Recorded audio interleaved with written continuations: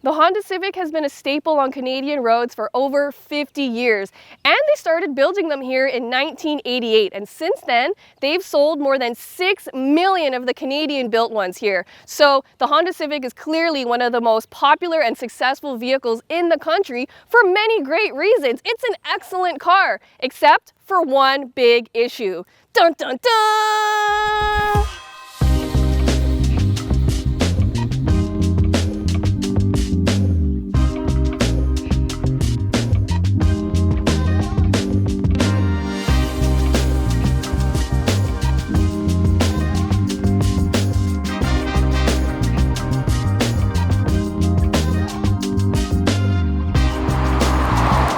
For more expert car reviews, don't forget to share our channel and subscribe so you can catch some of this and maybe even a little of that. The Honda Civic has always kind of been known as the choice for driving enthusiasts in this segment, and I do think that's pretty true, but I don't think that a lot of its other competitors are that far off. Still, I really enjoy the way the Civic drives. It just feels really composed and put together when you're driving. I think the steering is a little bit light, but it's not a performance car, so I don't care too much about that. It's powered by a 1.5-liter turbocharged 4-cylinder. It has 180 horsepower and 177 pound-feet of torque.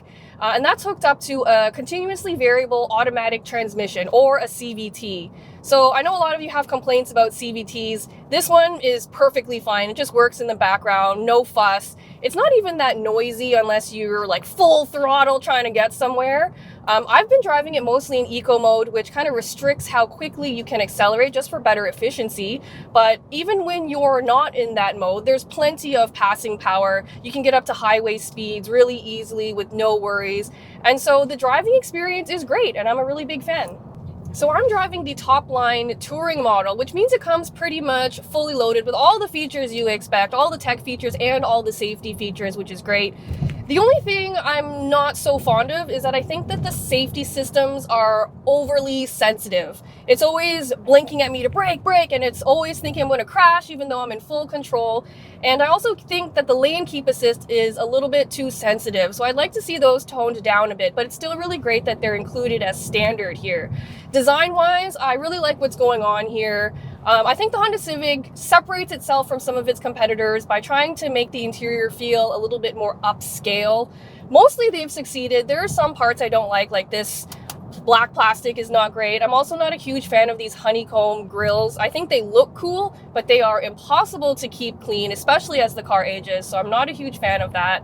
But I do like how practical it is in here. There's storage cubbies everywhere. The door pocket is big enough for a water bottle. The center console is huge. And so in general, they've done a really good job packaging it. And in the front, very comfortable. In the back, our video producer, Will Johnson, said it's not very roomy back there. He has to slouch a little bit because there's not a lot of headroom. But besides that, also a really big fan of what's going on here. In terms of user-friendliness, I think Honda nailed it with that. Everything is so logically laid out, and it's really easy to find what you're looking for, which means it's not distracting when you're trying to drive. That's especially true of the touchscreen, and I'm very grateful that the infotainment system has a home button and a back button, which makes it really easy to navigate around. So I love that.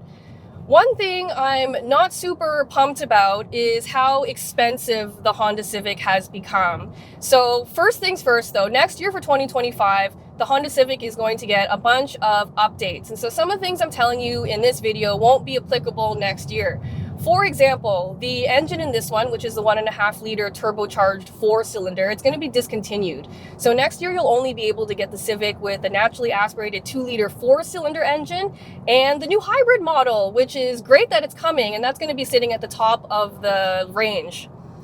This one basically won't be available anymore. And speaking of the hybrid model, this one's already super efficient. So I've been easily getting about 6.5 liters per 100 kilometers without even trying, besides it being in eco mode. And that makes me question how much more efficient a hybrid model is going to be. So Honda's saying that the new upcoming hybrid model is going to be getting in like the high 4s for fuel economy, and that's not too far off from what we're getting now. And the hybrid model is definitely going to be more expensive because Honda has just been jacking up its prices. And so getting back to my main beef with the Civic, the pricing. So this top line touring model is about $36,500, and that's including destination. That is about $3,000 more expensive than an equally spec'd Hyundai Elantra. And that's kind of a problem for me because yes, the Honda Civic does feel like it's a bit more upscale, but I don't think it offers more than $3,000 extra in value over a lot of its competitors. You know, you can get something like a Mazda 3 or a Subaru Impreza that have all-wheel drive for a lot less money than what this Honda Civic is going for. And so if you're shopping in this segment and you really have your heart set on the Honda Civic, that's great, but I think you should do yourself a favor and just test drive a couple other options just to make sure that you've made the right choice. To recap, I like the Honda Civic's driving dynamics, easy efficiency, and upscale vibes. I'm not a huge fan of how expensive it's become or the overly sensitive safety systems. The Honda Civic is a fantastic car that checks a lot of boxes for me. I just can't get over how expensive it has become compared to a lot of its competitors, many of which are equally as good, but yet offer more stuff like all-wheel drive, but for less money. Despite all that, I still love the Honda Civic, and the big bonus is that it's built right here in Canada.